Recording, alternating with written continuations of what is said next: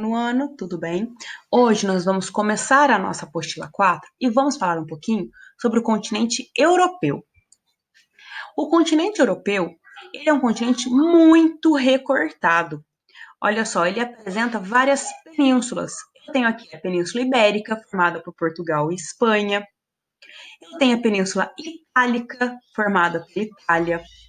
Tem a Península Balcânica, formada aqui pela Bulgária, Grécia, Albânia, Sérvia, a Bósnia e Herzegovina, Croácia, essas áreas aqui, a Macedônia, Kosovo. Eu tenho a Península Escandinava, formada por Noruega e Suécia. Eu tenho a Península da Jutlândia, que é formada pela Dinamarca, essa região aqui. O que são penínsulas? São áreas que elas entram no oceano, estão vendo? Mas elas estão ligadas ao continente. Elas entram no oceano, mas elas têm uma ligação continental, elas não estão totalmente dentro do oceano. A população europeia, ela tem essa pirâmide etária que nós já estudamos em anos anteriores, porque hoje a população europeia está com uma estagnação demográfica, ou seja, não está nascendo muita gente e uma redução da população, porque se não está nascendo gente, está diminuindo aqui a base da pirâmide, está aumentando a expectativa de vida, cada vez se vive mais na Europa por causa da qualidade de vida. Ou seja, a Europa está ficando com uma sociedade mais velha, uma sociedade idosa.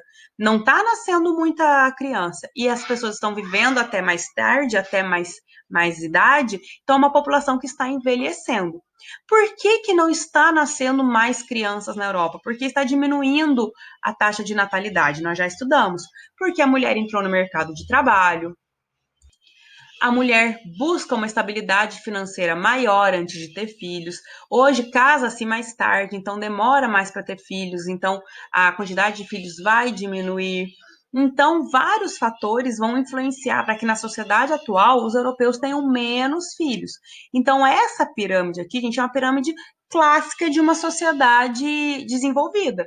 Só que a gente já estudou. Hoje essa pirâmide é boa, tem pouco gasto, olha, o governo não tem tanto gasto público com crianças, mais para frente essa situação vai mudar, porque o meio da pirâmide, que é a população economicamente ativa, quem trabalha, quem paga imposto, daqui a alguns anos vai estar estreita, porque se está estreitando a taxa de natalidade, vai estreitar também o meio da pirâmide. A Europa tem um PIB continental altíssimo de 30 trilhões de dólares. Usa-se o dólar porque é a moeda universal. Só que a moeda adotada em grande parte dos países europeus é o euro. Aqueles países que fazem parte da zona do euro, da comunidade da União Europeia, eles adotam o euro como moeda única para poder facilitar o comércio entre eles e até facilitar o turismo, porque as pessoas que viajam pela Europa não têm que ficar trocando de moeda cada vez que entram num país. E nós temos um mapa do relevo europeu. O que a gente consegue ver só interpretando esse mapa?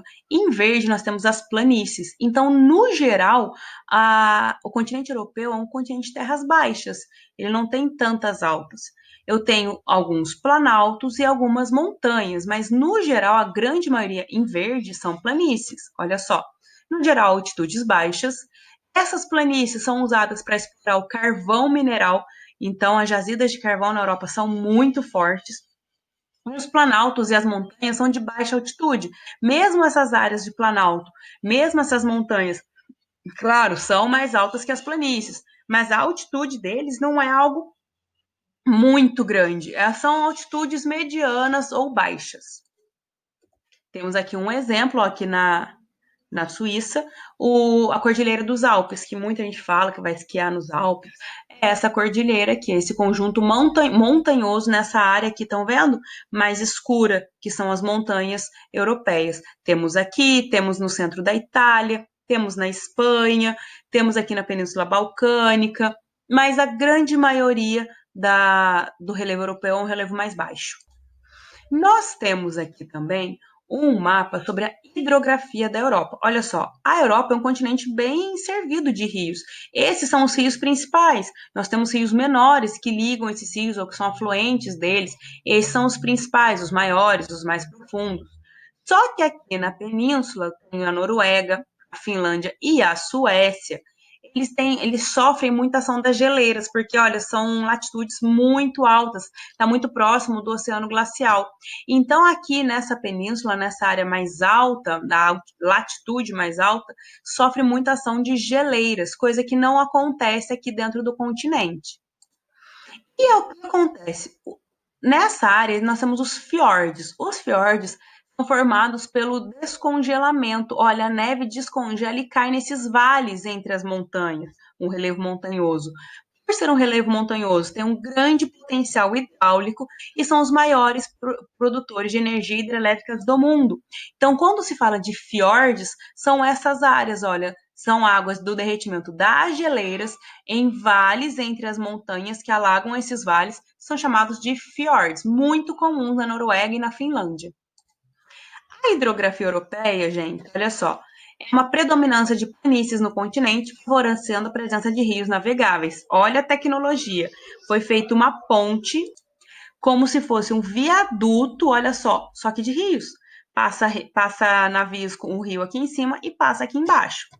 Esses rios de planície, que não têm quedas d'água, facilitam a comunicação interna no continente. A gente fala que na Europa você pode viajar o continente todo de uma forma bem rápida, porque você pode ir de navio, você pode ir de barco, você pode ir de trem, pode ir de avião, pode ir de carro. Como é um continente pequeno, os países são muito fáceis de serem visitados.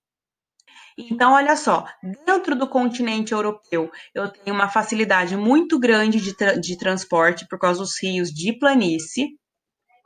E aqui na península da Noruega, da Finlândia, já tem um potencial hidráulico.